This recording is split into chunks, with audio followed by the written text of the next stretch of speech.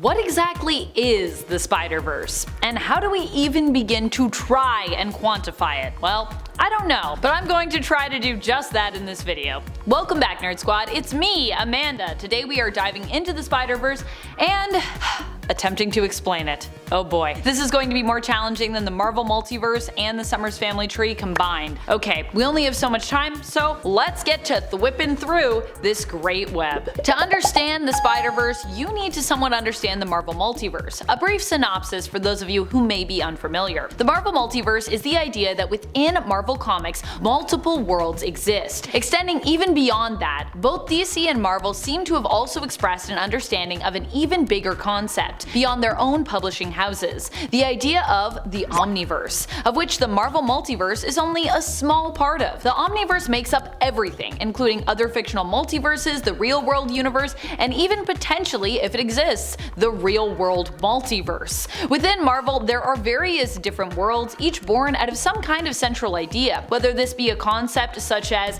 if a hero or villain had made a different choice at a key moment, or if a character existed in a different time period, or even just if a different person became one of the well-known titular heroes instead of the version we are used to from the main continuity Marvel comic book universe of Earth 616. Say for example, if someone else other than Peter Parker was Spider-Man. Enter the Spider-Verse. But where do we start? I suppose the best place would be at the beginning with Spider-Man's travels into the multiverse. One of the first times that Spider-Man intentionally traveled to an alternate reality, not just an alternate future or another dimension, seems to have been with the Knights of Pendragon in the second volume of their own series from 1992, which seems fitting considering Marvel UK and Captain Britain's connection to the introduction of the multiverse concept in the comics. In issue number 8 of Knights of Pendragon, Spider-Man joins them to fight against the Scourge, arachnoids which are monstrous, spider-like beings that remind Peter Parker of his own reality's Venom. While these aren't specifically alternate Spider-Men, there would be a few occasions where Spider-Man would interact with and even team up with alternate versions of himself. For some, the concept of the multiverse means that if you can dream it, it likely can and does exist. I personally like this idea of the multiverse, which operates on the rule of if it's possible, it's true. It just opens up a lot more potential and paints the multiverse as limitless, which I find fascinating. So the idea of me just imagining a world where I am Spider-Girl or a world where I never made this video at all, both now exist because I thought of it, and likely always did. But my thinking of them just made their existence more evident. Does that make sense to you? Applying this kind of thinking to the multiverse means that dream sequences that aren't direct flashbacks are all multiversal realities or possibilities, like what was proposed in the Marvel Cinematic Universe in Doctor Strange in the Multiverse of Madness, where all dreams are seen as windows into alternate realities and variants of ourselves. If this rings true to you, one of the first appearances of alternate reality Spider-Man that Peter of Earth 616 interacts with happened in The Amazing Spider-Man issue number -1, which takes place before Peter became a hero, with him being shown as reading his Uncle Ben's comics and daydreaming of what he'd be like as a hero, featuring alternate versions of him that are like various different heroes from the publishing house that Marvel used to be known as, Timely Comics, including classic versions of heroes Angel, Human Torch, Vision, and Wizard. Pretty cool stuff. Also love that callback. In terms of when Spider-Man first teamed up with alternate versions of himself though, like we see in the animated Sony film Into the Spider-Verse, this actually happened also in another animated world, possibly an extension of the animated Marvel multiverse, which also contains within it the animated Miles Morales' Spider-Man's Earth from Into the Spider-Verse, and more. Spider-Man first teamed up with variations of himself in the famous 90s Spider-Man cartoon. This actually happened near the end of the show when the final arc forced Spider-Man to team up with alternate reality versions of himself from across the multiverse to defeat a super evil alternate version of Spidey known as Spider Carnage. Spider Carnage is so cool. Which is interesting because this instance likely went on to inspire further expansion of the Spider-Verse in the comics, and Peter's team-ups with other Spider heroes, such as Spider-Man 2099's Miguel O'Hara and the Ultimate Universe's Miles Morales, who would also become Spider-Man. Until eventually we got our very own story based around the idea of a multiverse where various Spider-themed heroes, variants of Spider-Man, existed and would have to come together as we ventured into the Spider-Verse. But where did the term Spider-Verse even come from? This terminology came about with the comic story known simply as Spiderverse. Spiderverse was a 2014 Amazing Spider-Man crossover event. This story would not only introduce us to various different spider people that we'd never met before, but would also introduce the concept of how all the variant spider folks were connected to one another through the great web of life and destiny. With this video, we're more focused on explaining exactly what the Spiderverse is and who is in it, as opposed to the specifics of this story. But if that's something you want to hear more on, let us know in the comments, and be sure to click that like button too while you're down there. Spiderverse was actually at the beginning of this story, and would actually lead to follow-up spider-based crossover events, but more on those later. When it comes to the actual verse itself, what did we learn from the Spiderverse series? What defines the Spiderverse? What is it exactly? Why does it exist? And what connects all these versions of Spider-Man across the multiverse? It's like a giant web be connecting all the dots. Well, we learned that although Spider-Man's origins seem random, that Peter was actually somewhat fated to become an arachnid-themed hero. Whether you like that or not, that is the thing that we learned. Spider-Verse claimed to feature every single living spider-themed individual that we'd ever seen up to that point, also introducing us to many new variations on the character. Though it claimed to include everyone, a few variations had to be left out due to some copyright issues, namely the version from the Spectacular Spider-Man animated series from 2008. In the story, spider-themed heroes ended up finding one another, joining together from across the multiverse to unite against the multiversal threat of Morlun and the Inheritors, a family of multiversal space vampires who love wearing Victorian clothes and devouring the life force energy of spider-based heroes everywhere. True story. Spider-Verse also introduced the multiversal spider-themed hero team known as the Web Warriors, which would continue on their adventures together even after the initial Spider-Verse story concluded, at least for a bit. The Web Warriors and a masked spider army would accrue various devices, including an amulet given to Spider UK by Roma that allowed them to travel through the web of life and destiny to other worlds. But what is the great web of life and destiny anyways? We would learn across the Spider-Verse stories that the web is sometimes referred to as the Great Web, the Web of Life, or the Web of Life and Destiny, connects to all various worlds in the multiverse. In fact, it is intrinsically tied to the fabric of reality and the existence of the multiverse itself. Harming the web can cause damage to the multiverse. We also learned that the nodules that connect the strands of the web that make it up are the totems within the web, spread across various worlds, acting as their totemic spider heroes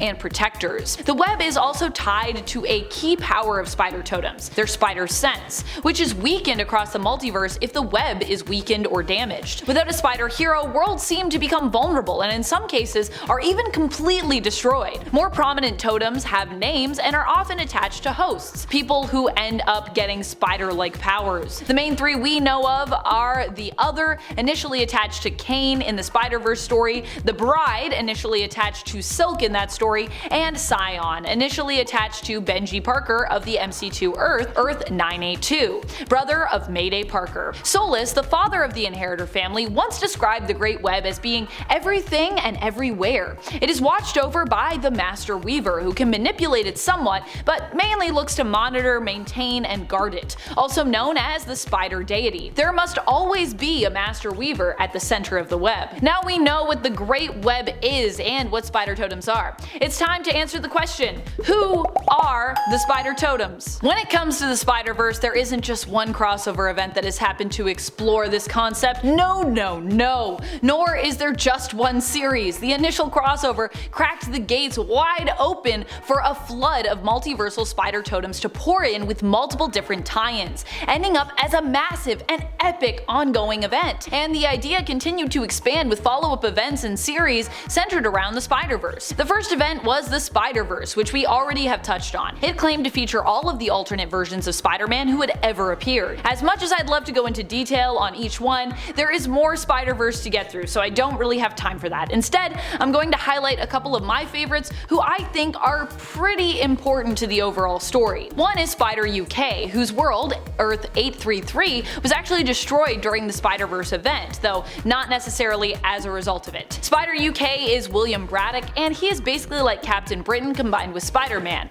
In fact, he was considered an alternate of both Brian Braddock and Peter Parker. He would survive Spider-Verse and go on to lead the Web Warriors after, who took on the mission of protecting worlds across the multiverse who had lost their spider totems in the fight. Another important character who doesn't get hyped enough in my opinion is Anya Corazon, aka Aranya. She hails from the main reality of Earth 616, and her powers were initially linked to the realm of mysticism. They were given to her by Miguel, a sorcerer of the Spider Society, who saw potential in Anya after she endangered her own life in an attempt to save his. She was crucial in the Spider-Verse event when it came to understanding prophetic scrolls given to the Spider Army by the Master Weaver, which helped them to actually win the day here. Now her powers are a copy of Peter's following the events of Spider Island, but in the Spider-Verse event, her somewhat unique origin and power set was not only highlighted, but actually crucial, and I personally miss it, so there you go. Other spider totems that appeared in Spider-Verse include Peter Parqua, Otto Octavius' superior spider, Cyborg Spider-Man, Spider-Man Noir, Six-Armed Spider-Man, Spider-Monkey,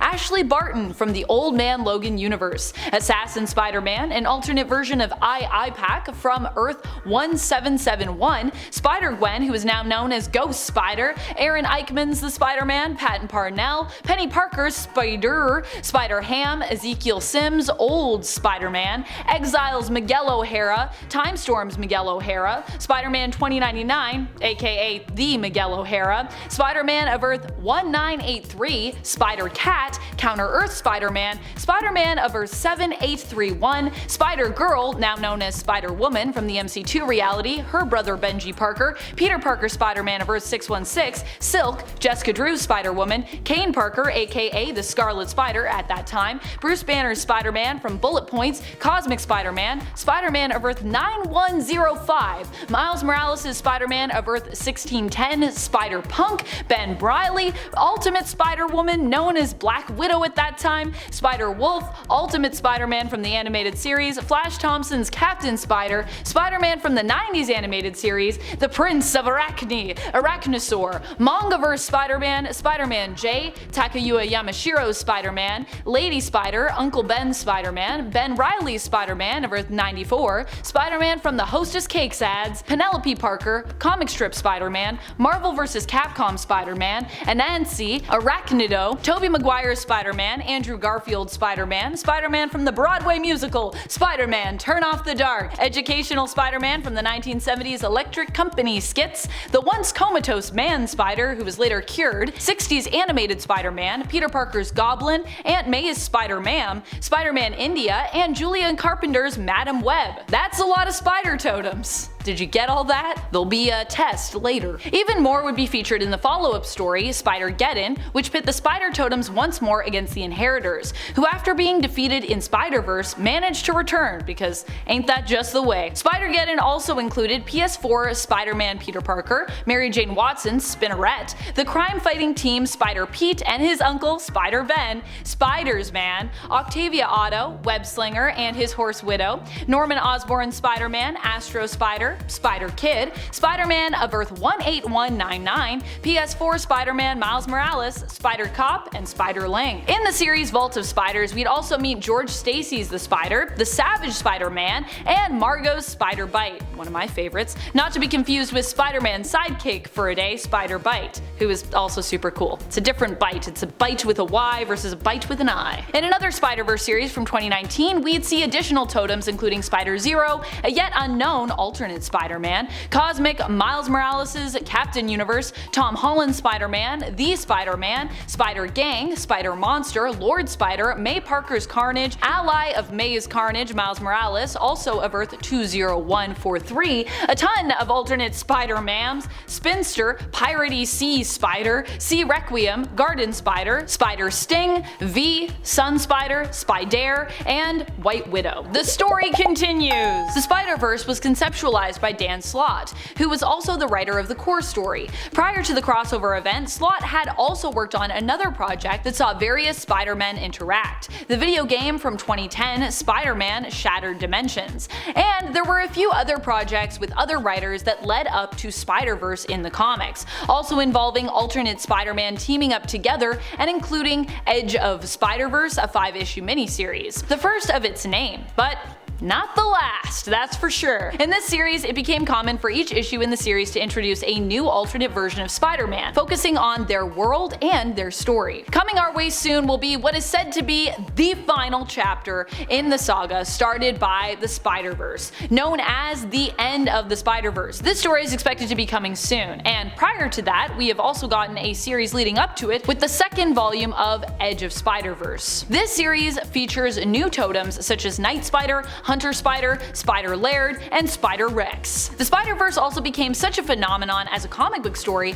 that we've also seen it creep into other media, with the stories for the MCU's Spider-Man No Way Home and Sony's animated action-adventure Into the Spider-Verse taking inspiration from it. We'll also see the Spider-Verse continue to be explored in animated sequels across the Spider-Verse and beyond the Spider-Verse. In a perfect way, this makes a lot of sense, since it seems like inspiration for the comic book Spider-Verse likely came from the animated 90s series to begin with, so we've kind of come full circle at this point. And that's all the time we have to explain today. I hope you enjoyed our adventure into the Spider-Verse. Thank you for swinging by, and as always, you stay nerdy, YouTube. Bye!